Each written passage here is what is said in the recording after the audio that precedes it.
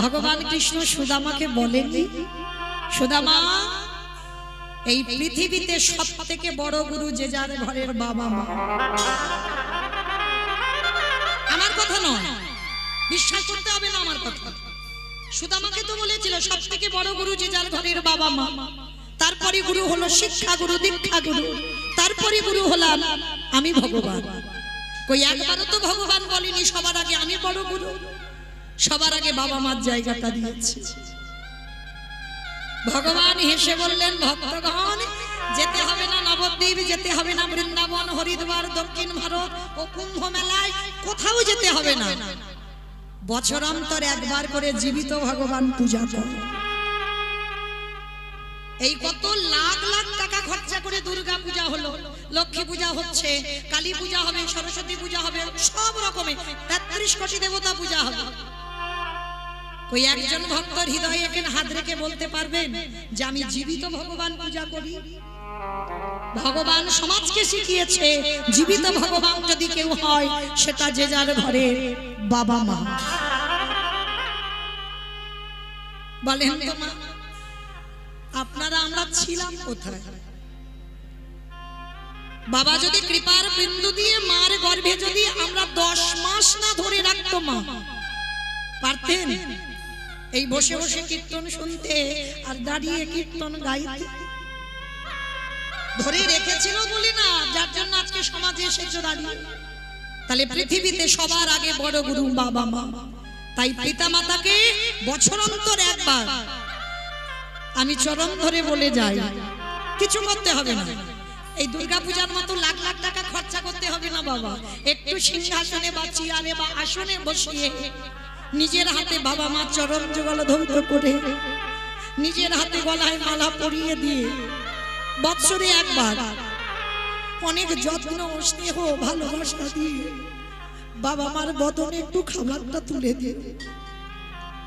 ভগবান বললেন সে যদি আমার কাছে যেতে ভুলে যায়, আমি ভগবান হয়ে প্রতিজ্ঞা করলাম সারা জীবন আমি সেই ভক্তের দরজায় বন্দী হয়ে যাব। নিতাই গৌর প্রেমানন্দে হরি বল, হরি বল। যে যত বড় ধনী হও না কেন, যার যত টাকা থাকুক না কেন, যে যত বড় অট্টালিকাতে থাকো না কেন, কেউ যদি টাকার বিছানায় ঘুমাও, কেউ যদি সোনার পালঙ্কে ঘুমাও, কেউ যদি সারা জীবন দিল্লি বোম্বে কাটিয়ে দাও, তবু কিন্তু মনে রাখতে হবে বাবা শেষের দিনে এরা তোমার কেউ আপন নয়। কীর্তন হরিবাসরে বসেছে, যত তাড়াতাড়ি জানবে তত তাড়াতাড়ি লাভ হবে। এরা কেউ তোমার নয়। আজকে যে বস্তুগুলো তোমার বলে তুমি অহংকার করে বসে আছো, কালকের অন্য জনের হবে। চিরস্থায়ী এখানে কেউ নয়, চিরস্থায়ী তো একটাই বস্তু, যেটা হলো আমার গৌর গোবিন্দ চরণ। কি মায়েরা ধরে রাখতে পারবে? যতই বলি না কেন, ছেলে আমারে, মেয়ে আমারে, জায়গায় আমার, জমি আমার, বৈভব আমার, সব আমার আমার আমার। কিন্তু মনে রেখো ভাই, বাঁশি যদি বেজে যায় পড়ে থাকবে সরকারি খামার। এসেছো একা, তুমি যাবে একা। যেদিন এসেছিলে বাবা পরনে কেউ একটা সুতো নিয়ে আসেনি, আর যেদিন ভব ছিঁড়ে চলে যাব সেদিন এই সংসার আমাদের পরনে কিছু দেবে না। তাহলে এলে খালি হাতে, যাচ্ছ তুমি খালি হাতে। কটা দিনের জন্য বাবা একটু অভিনয় মঞ্চে অভিনয় আমার আমার করে গেলাম। কিন্তু যাদের আকলে তুমি কৃষ্ণ ভজন ভুলে যাচ্ছ, যাদের আকলে রেখে তুমি গোবিন্দ বলে কাঁদতে পারছ না, যাদের আকলে থেকে তুমি বিষয়ে বৈভবে ডুবে রইলে, কেউ তোমার সাথী হবে না। শেষের দিনে সাথী হবে তোমার কর্মফল। জগতে কি করেছো? কতদিন তুমি হরিবাসরে বসেছো, কতদিন তুমি সাধু সঙ্গ করেছো, কতদিন যাবত তুমি গুরু চরণ ধরেছো, কতদিন যাবত তুমি একাদশী করেছো, কতদিন যাবত তুমি ধর্মকে আঁকড়ে ধরেছো। এই ভালো ভালো কর্ম আমাদের সঙ্গে হবে। আর একটা গ্যারান্টি, আমি মৌমিতা, এটা আমাদের সাথে যাবে। সেটা কারোর গ্যারান্টি নয়, ওটা আমার গ্যারান্টি। ওটা যাবে। তবে জানি না আপনাদের এই গ্রামে নিয়ম আছে কিনা, তবে আমার ডায়মন্ড হারবার এলাকায় নিয়ম আছে। মানুষের মৃত্যুর পর কিছু দাও বা না দাও মা, দুটো জিনিস ভাড়া করতে হবে। বলো তো কি? যারা আছে খুব ভালো, আর যার নাই দুটো জিনিস ভাড়া করবে, এক হলো খোল আর এক হলো করতাল। আর পেছনে যখন এই দেহটাকে নিয়ে যাবে বাজাবে না, বলো হরি বলো হরি। কি মাইরা বলে তো? তাহলে এই জায়গাটা একটু ভাববেন। এই যে দুর্গা পূজা হয়ে গেল, এবার লক্ষ্মী পূজা। আচ্ছা, এই যে মায়ের পূজা হচ্ছে, যেদিন বিসর্জন হবে, বিসর্জনের দিন পূজা হচ্ছে খুব ভালো, আর যেদিন বিসর্জন হবে বাবা ধুমধাড়াক্কা ডিজে ডিজে বাজনা, মানে এমন ডিজে বাজবে বাবা হাট যেন ব্লক হয়ে গেল। হয় না? এদিকে হয় না? এদিকেও হয়। আমি ভাবলাম আমার ডায়মন্ডে বুঝি হয়, তার মানে এদিকেও হয়। তাহলে এইগুলো বাবা অনুভব, এগুলো জ্ঞান। তাহলে সেটাও তো মা। তাহলে মাকে যখন বিসর্জন করতে যাচ্ছ, তুমি নাচানাচি করছো, তুমি ডিজে বাজনা বাজাচ্ছ, আর যেদিন আমাদের দেহটা বিসর্জন হবে সেদিন কি বাবা একটা লরিতে করে ডিজে বাজনা বাজালে হতো না? হওয়ালে হতো। তাহলে হওয়াচ্ছি না কেন? এই জায়গায় আমার চৈতন্য মহাপ্রভু শিক্ষা দিলেন, ওরে কলিরজি ভালো করে পিছনে চেয়ে দেয়, এলি খালি হাতে যাচ্ছিস খালি হাতে।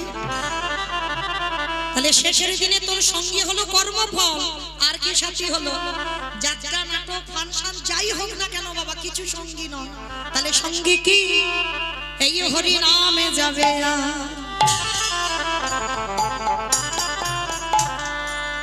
আমাদের পচা দেহ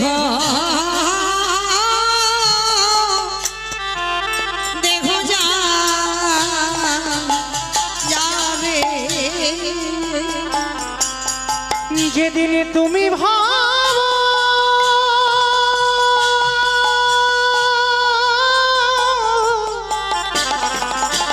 কেউ কারণ নয় মা, কেউ কারণ নয়।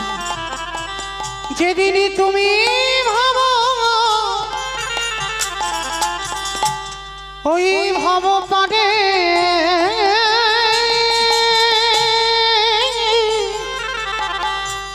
পারে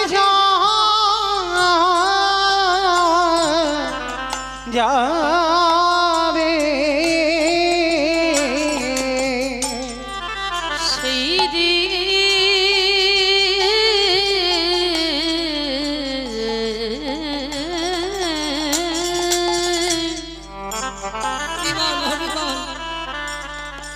সেই দিনে নামে যাবে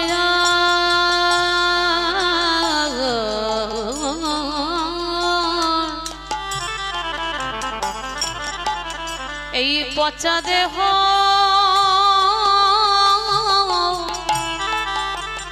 ও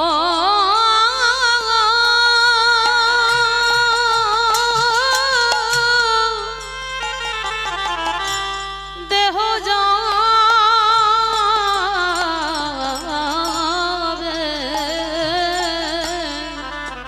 আমাদের কারোর কৃষ্ণ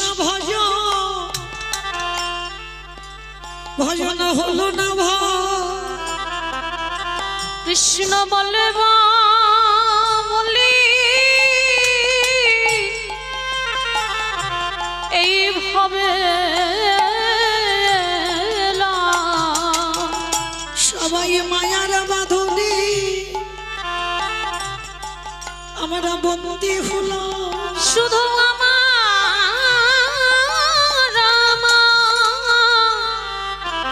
করে মরলাম। হে দয়াময় আমার মতো পাপী আরে কেউ না বলে এইবার উদ্ধার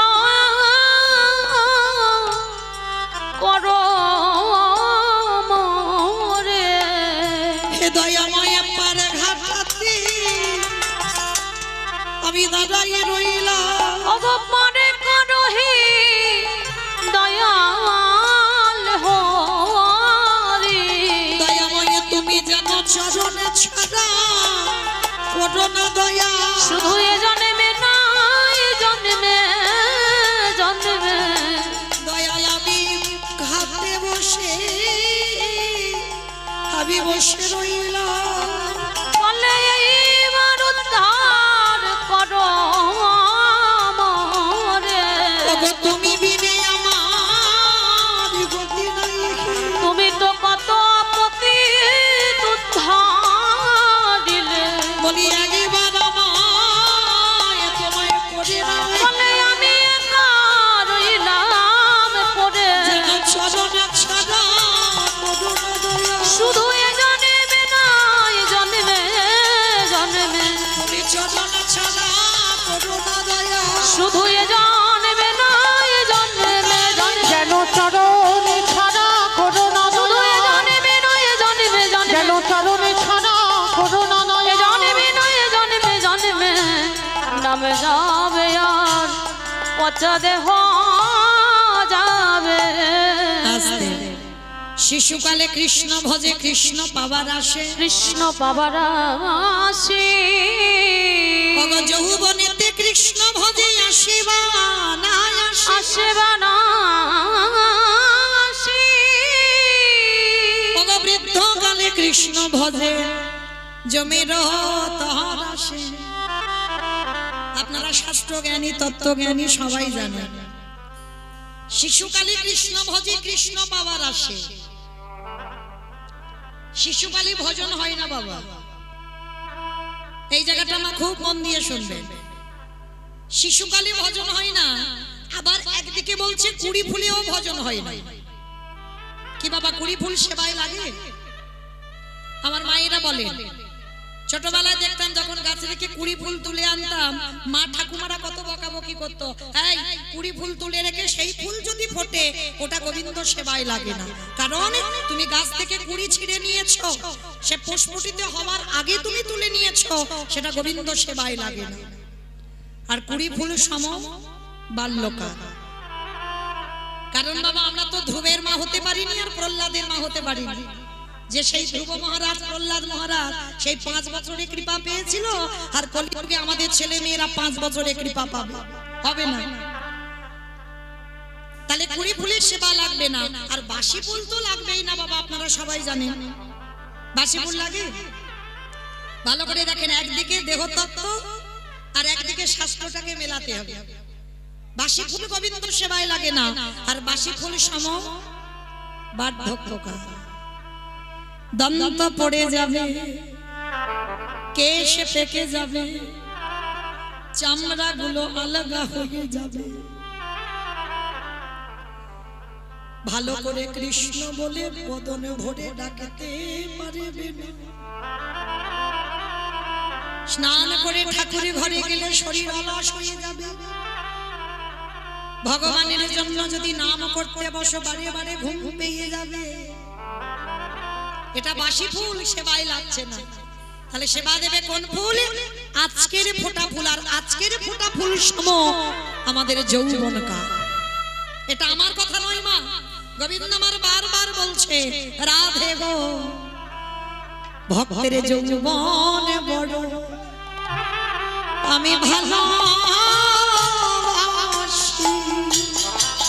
বলে ওগো রাধি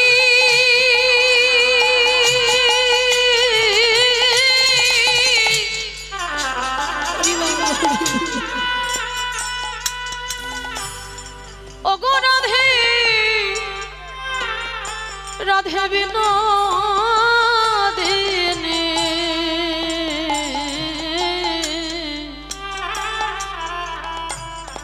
আমি যৌবন বড়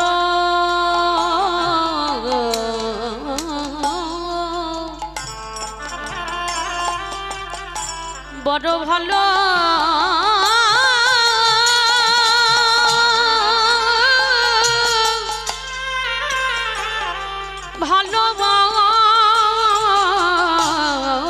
ভালোবাসি আস্তে বাবা যৌবন বলতে কি বোঝালো যখন আমাদের দুটো হাত গোবিন্দ সেবার কাজে ঠিক ঠিক লাগবে যখন তোমার দুটো চরণ গোবিন্দ স্থানে যেতে পারবে যখন তোমার এই জিহ্বা পরিষ্কার কৃষ্ণ নাম উচ্চারণ হবে যেদিন তুমি কর্ণমূলে কৃষ্ণ নাম শুনতে পাবে যেদিন তুমি নয়ন ভরে গোবিন্দ রূপ দেখতে পাবে যেদিন তোমার 10 ইন্দ্রিয় সতেজ সেই সময়টাকে বলছে যৌবনকাল কারণ যখন শরীরে বল ক্ষমতা থাকে মা তখন যে গোবিন্দ সেবা করে যত তৃপ্তি পাওয়া যায় আর কোনো কালে কোনো সময়ে পাওয়া যায় না যার জন্য বাবা এখানে যারা রাধারানী সেই যে মাধুরী লীলা শুনেছেন এগুলো বাবা বৈষ্ণব পদা বলি। সেই মাথুর লীলায় গোবিন্দ আমার বৃন্দাবন ছেড়ে মথুরায় চলে গেল। আর যখন চলে গিয়েছিল রাধারানী 100 বছর কেঁদেছিল বাবা। আর 100 বছর কেঁদে ললিতা, বিশাখা, ইন্দুরেখা, চম্পকলতিকা, রঙ্গদেবী, তুঙ্গবিদ্যা, সুদেবী, অষ্টসখী সবাইকে ডেকে বলেছিল, সজনী রে, আমার বধূ যে ব্রজ ছেড়ে মথুরায় চলে গেল, যেদিন আমার গোবিন্দ কোনদিন যদি আমার সৌভাগ্যে যদি আবার বধূ আমার ব্রজে আসে, সেই দিনে যদি আমার দেহে যৌবন খানা চলে যায়, বলে বল সজনী রে, আমি কি দিয়ে গোবিন্দে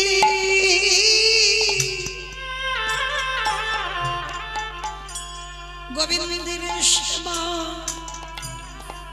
সেবা দেব। আমার যৌবনে জানি নিতাই গৌর হরি বল, হরি বল, হরি বল।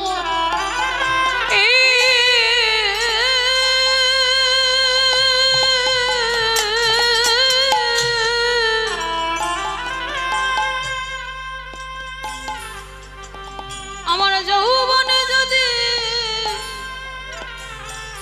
পুরা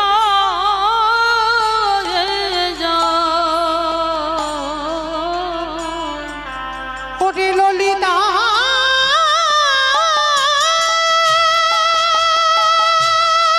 নিতাই গৌর প্রেমানন্দে হরি বল, হরি বল, হরি বল। ওরে প্রাণ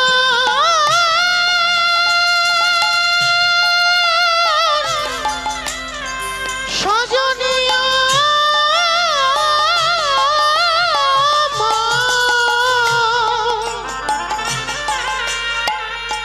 যেদিন আমার বধূ এই ব্রজে ফিরে আসবে, সেদিনে কি দিনে আমার বধূর সেবা,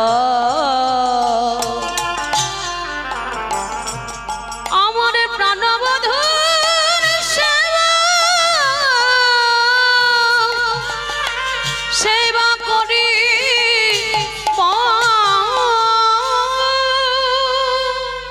তাহলে কি জানলাম, কৃষ্ণ ভজিবার তরে সংসারে আয়ন, মিছে মায়ায় বদ্ধ হয়ে বৃক্ষ সম হইন। তাহলে চলেন সকাল সকাল নেমে পড়েন। আজকের আমরা সবাই যখন একত্রিত হয়েছি, একটা কথা মনে রাখবেন বাবা, হেসে কীর্তন শোনার শ্রোতা জগতে অনেক পাওয়া যায়, কিন্তু আনন্দ তখনই হয় এই পৃথিবীতে যদি কেউ কৃষ্ণ নামে হৃদয় যুগল ভাসাতে পারে।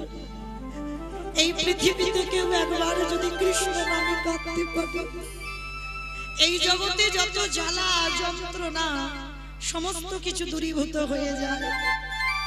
তো চলেন, যোগ যখন এসেছে যাতে বিয়োগ না হয়, কারণ একটা মূল্যবান কথা আপনাদের বলে দিই। আমার এই দাদা ভাইরা যারা আমাকে নিমন্ত্রিত করে এনেছেন, আপনাদের সবার জন্য একটা খুব মূল্যবান সম্পদ, মানে পৃথিবীর মাটিতে বলা যায় পৃথিবীর মাটিতে সবথেকে মূল্যবান সম্পদ আপনাদের জন্য একটু রেখেছেন। তো আমি আপনাদের চরণ ধরে প্রার্থনা করব, অন্তত আমার কীর্তনের শেষে আপনারা শেষ পর্যন্ত একটু থাকবেন। যেহেতু আমার দাদা ভাই আমাকে নিমন্ত্রিত করে এনেছেন, আমি শেষ কীর্তনিয়া, আমার পরে আর কীর্তন নেই। আর যেহেতু আপনাদের সবার জন্য একটা মূল্যবান সম্পদ রেখেছেন, হ্যাঁ, সেই সম্পদটাকে আপনাদের হাতে তুলে দেব।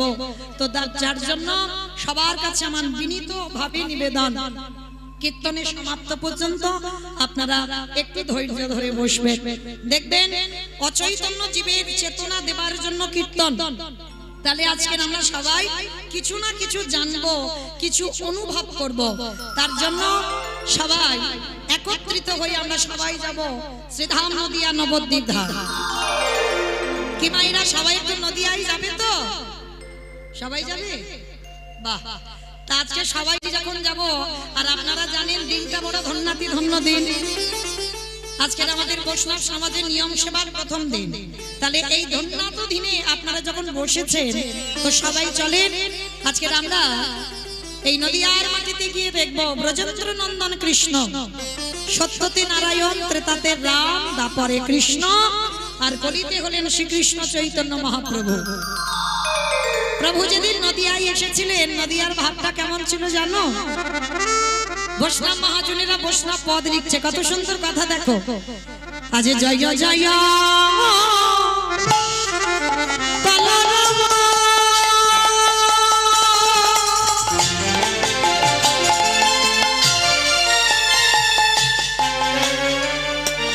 ওই নদিয়া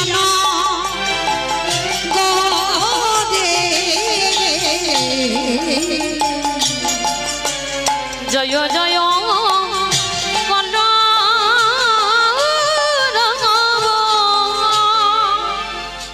আচ্ছা মাইরা একটা কথা জিজ্ঞেস করি, কলরব মানে কি গো মা? মারামারি মারামারি। কলরব মানে মারামারি? দূর। কলরব মানে হ্যাঁ হইচই, বেশ চিৎকার চেঁচামেচি গন্ডগোল।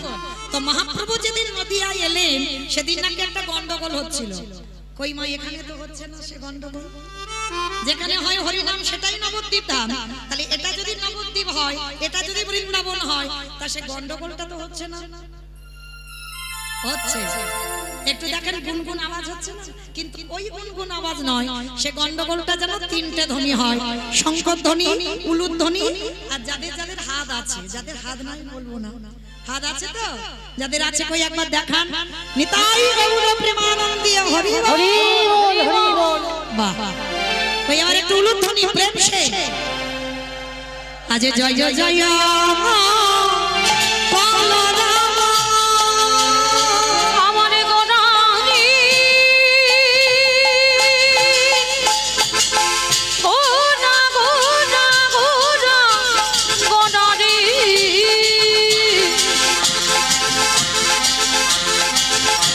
গোড়া গোড়া গোড়া গোড়া রে গোড়া,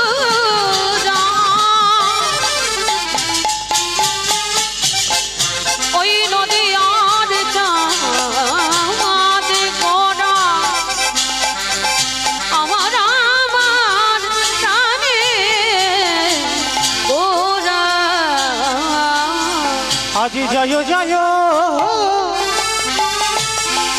কলো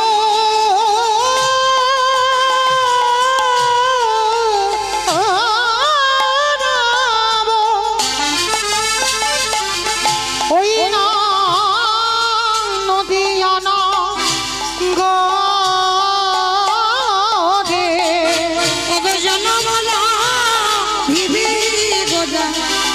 সত্যি জয়ুদরে ওই না জন্য আমল ভিবে গোড়া সচির উদারে, ওই না জনমল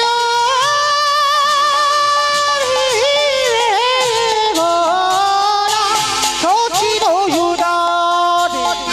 নদিয়াতে উদয় ওই নদীতে গৌর উদয় হল, ওই না নদীতে উদয় হল,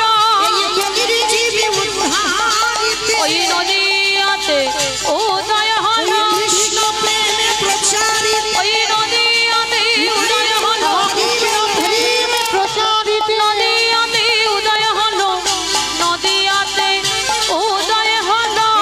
জনমল ভীমে ঘোরা সচির উদারে। তাহলে কৃষ্ণ কলিযুগের মাটিতে গৌর হলো। আচ্ছা মা কার ডাকে এলো? আপনাদের আমাদের ডাকে নয়, এসেছিল শান্তিপুরের মাটিতে বুড়ো অদ্বৈত আচার্য গোসাই। আচ্ছা বাবা, এখানে আমাদের প্রশ্ন, পৃথিবীর মাটিতে ভক্তের অভাব তো ছিল না, তাহলে এত রকমের ভক্ত থাকতে একেবারে শান্তিপুরের মাটিতে বুড়ো মালির ডাকে কেন এলো? তাহলে জানতে হবে শান্তিপুরের বুড়ো মালিটা কে, যার একটা নাম হলো অদ্বৈত আচার্য গোসাই। আর এই অদ্বৈত আচার্য গোসাই যিনি হচ্ছেন বাবা আরো একটা নাম হচ্ছে যার নাম মৃত্যুঞ্জয়। আমা বলো তো কোন ঠাকুরকে মৃত্যুঞ্জয় বলে? কালী ঠাকুরকে, কালী ঠাকুরকে। কালী ঠাকুরকে নাকি মৃত্যুঞ্জয় বলে? শিব ঠাকুর। শিব ঠাকুরের একটা নাম হচ্ছে মৃত্যুঞ্জয়। কেন না সত্য ত্রেতা দাপর এই তিন যুগে আমার বাবা রূপ পরিবর্তন হয়, আর কলিযুগের মাটিতে রূপ পরিবর্তন করে নাভা দেবীর গর্ভে জন্ম নিয়েছিল কমলাক্ষ। তাহলে আজকের আমাদের জানার বিষয় বাবা, যার ডাকে কৃষ্ণ নদী আই গৌর হলো, যার আহ্বানে ব্রজেন্দ্র নন্দন কৃষ্ণ নদী আই গৌর হয়ে এলো, সেই অদ্বৈত আচার্য পরম বৈষ্ণব বাবা ভোলানাথ তিন যুগে শিব হলো, কলিযুগে কেন শিব হলো না? এই কেনর কথা জানতে গিয়ে বাবা আমাদের একটুখানি সবাইকে যেতে হবে মহাভারত। এই মহাভারতে বাবা যুধিষ্ঠির মহারাজ করেছিল রাজস্বই যজ্ঞ। আপনারা জানেন এখানে দক্ষিণ 24 পরগনার মানুষ, অন্যান্য জেলার মানুষ যত না এই শাস্ত্র সম্পর্কে অভিজ্ঞতা, কিন্তু আমার দক্ষিণের মানুষ বাবা অভিজ্ঞতা বেশি। তো আজকে আপনারা ভালো করে রামায়ণ মহাভারত এগুলো তো পাঠ করেন, জানেন যুধিষ্ঠির মহারাজ করেছিল রাজস্বই যজ্ঞ। আর এই রাজস্বই যজ্ঞে আমার ভগবান কৃষ্ণ সবাইকে দায়িত্ব নিজে দাঁড়িয়ে থেকে একটা একটা করে কাজ বুঝিয়ে দিয়েছিল। আর যুধিষ্ঠির মহারাজ বলেছিল, কৃষ্ণ কৃষ্ণ তুই সবাইকে দায়িত্ব বুঝিয়ে দিলি, সবাইকে কাজ বুঝিয়ে দিলি, কিন্তু কৃষ্ণ তুই নিজে কোনো কাজ করবি না। ভগবান হেসে বললেন, আমার জন্য তো আলাদা করে দুটো দায়িত্ব ফেলে রেখেছি। সে কি? সবাই একটা করে কাজ করবে, কৃষ্ণ তুই নিজে দুটো কাজ। কি কাজ করবে কৃষ্ণ? বলে, দাদা এই যজ্ঞে যত যত ভক্ত আসবে আমি কৃষ্ণ দয়াময় হয়ে সবার প্রথমে আগে পা ধোবার ব্যবস্থা করব। ভগবান কতটা দীনতার প্রতিমূর্তি দেখেন। আমরা কলির মানুষ যেটা পারি না সেটা ভগবান করে দেখিয়েছে রাজস্বই যজ্ঞে। বলে, ভক্ত যারা যারা আসবে আগে সবার পা ধোবার দায়িত্ব আমার। যুধিষ্ঠির মহারাজ শোনা মাত্র চমকে উঠেছে, অসম্ভব। কৃষ্ণ কে কোন জাতের মানুষ আসবে, কে নিচু জাত না কে উঁচু জাত, জাতের ঠিক নেই, তুই সবার পা ধোয়াবি? ভগবান হেসে বলছে, দাদা আমার কোনো কালে জাতের বিচার ছিল না, ওটা মানুষের। কি বাবা ভুল বললাম? ওটা মানুষের জাতের বিচারে, নিচু জাত আমি উঁচু জাত, হ্যাঁ এটা মানুষ করে, এটা ভগবানের নয়। ভগবানের যদি বিচার থাকতো তাহলে বাবা নবদ্বীপের মাটিতে মলয় চাঁদ কাজী যে বিধর্মী মুসলমান তাকে কৃপা করতে পারত? গোহক চণ্ডাল নিজ জাতি তাকে কৃপা করলো ত্রেতা যুগে রঘুপতি রামচন্দ্র। শবরী মা চণ্ডাল কুলে জন্ম নিয়েছিল, শবরী মাকে কৃপা করলো, ভুরি ভুরি প্রমাণ। তাহলে ভগবানের জাতের বিচার হয় না, জাতের বিচার মানুষ করে। হ্যাঁ, তো আজকের জগৎ সংসারে বাবা ভগবান সমাজকে শিখিয়েছে। আমি ভগবান হয়ে রাজস্বই যজ্ঞে আগে পা ধোয়ার ব্যবস্থা করেছি। কলির জীব তোদের ঘরে যদি সাধুগুরু বৈষ্ণব যায়, ভক্ত যদি যায়, সবার আগে পা ধোয়ার ব্যবস্থা কর। ছিল বাবা, আমার ঠাকুমাদের দেখতাম অনেক আগেকার দিনের কথা, তখন খুব ছোট্ট, তখন দেখতাম যে বাড়িতে যদি গুরুজনেরা আসে সবার আগে মা পা ধোবার ব্যবস্থা করা হয়। আর এখন আমাদের মতো মেয়েরা যত টিভি সিরিয়াল দেখে আর তাদের মতো আচরণ হয়ে যায়, আমরা ভুলে যাই সেই পুরানো সংস্কৃতির কথা। কিন্তু চরণ ধরে বলে যাই মা, এই অধম কীর্তনিয়া আপনারা যেন ভাববেন না যে মৌমিতা জ্ঞান দিচ্ছে বড় বড় কথা বলে। না, আমি জ্ঞান দিচ্ছি না বাবা, আপনারা জানেন, আমি একটু মনে করাচ্ছি। এটা তো শাস্ত্র বিধান দিল। দেখো ভগবান কিসের জন্য পা ধোয়াবে? নিজে আচরি ধর্ম জীবেরই শেখায়, নিজে না করলে ধর্ম জীবকে শেখানো না যায়। নিজে আচরণ করে সমাজকে শেখাচ্ছে ভগবান, তোরা আমাকে দেখে শেখ। তাই সবার কাছে আমার বিনীত নিবেদন, বাড়িতে যদি গুরুদেব আসে সবার আগে পা ধোবার ব্যবস্থা করবেন। অনেক মায়েরা প্রশ্ন করবেন, মৌমিতা গুরুদেব তো দেহ রেখেছেন, কি করব? আর বছরান্তর সাধুগুরু বৈষ্ণব ঠিক ঠিক পাই না, তাহলে আমি কি করব? ভগবান মুচকি হেসে বলছে তার ব্যবস্থাও আছে, তার ব্যবস্থাও ভগবান করে দিয়েছে ভাগবতে। ভগবান কৃষ্ণ সুদামাকে বলেননি, সুদামা এই পৃথিবীতে সব থেকে বড় গুরু যে যার ঘরের বাবা মা। আমার কথা নয়, বিশ্বাস করতে হবে না আমার কথা। সুদামাকে তো বলেছিল সব থেকে বড় গুরু যে যার ঘরের বাবা মা, তারপরে গুরু হলো শিক্ষা গুরু, দীক্ষা গুরু, তারপরে গুরু হলাম আমি ভগবান। কই একবারও তো ভগবান বলেনি সবার আগে আমি বড় গুরু, সবার আগে বাবা মার জায়গাটা দিয়েছি। ভগবান হেসে বললেন, ভক্তগণ যেতে হবে না নবদ্বীপ, যেতে হবে না বৃন্দাবন, হরিদ্বার, দক্ষিণ ভারত ও কুম্ভ মেলায়, কোথাও যেতে হবে না। বছরান্তর একবার করে জীবিত ভগবান পূজা করো। এই কত লাখ লাখ টাকা খরচা করে দুর্গা পূজা হলো, লক্ষ্মী পূজা হচ্ছে, কালী পূজা হবে, সরস্বতী পূজা হবে, সব রকমের 33 কোটি দেবতা পূজা হবে। কই একজন ভক্তর হৃদয়ে এখানে হাত রেখে বলতে পারবেন যে আমি জীবিত ভগবান পূজা করি? ভগবান সমাজকে শিখিয়েছে জীবিত ভগবান যদি কেউ হয় সেটা যে যার ঘরে বাবা মা। বলেন তো মা, আপনারা আমরা ছিলাম কোথায়?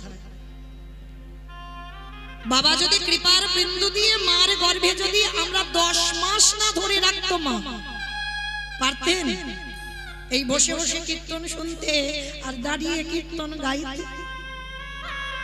ধরে রেখেছিল বলি না, যার জন্য আজকে সমাজে এসেছো দাঁড়িয়ে। তাহলে পৃথিবীতে সবার আগে বড় গুরু বাবা মা। তাই পিতা মাতাকে বছরান্তর একবার আমি চরণ ধরে বলে যাই, কিছু করতে হবে না। এই দুর্গা পূজার মতো লাখ লাখ টাকা খরচা করতে হবে না বাবা। একটু সিংহাসনে বা চেয়ারে বা আসনে বসিয়ে নিজের হাতে বাবা মা চরণ যুগল ধৌত করে, নিজের হাতে গলায় মালা পরিয়ে দিয়ে বৎসরে একবার অনেক যত্ন স্নেহ ভালোবাসা দিয়ে বাবা মার বদনে একটু খাবারটা তুলে দিয়ে। ভগবান বললেন সে যদি আমার কাছে যেতে ভুলে যায়, আমি ভগবান হয়ে প্রতিজ্ঞা করলাম সারা জীবন আমি সেই ভক্তের দরজায় বন্দী হয়ে যাব। নিতাই গৌর প্রেমানন্দে হরি বল, হরি বল।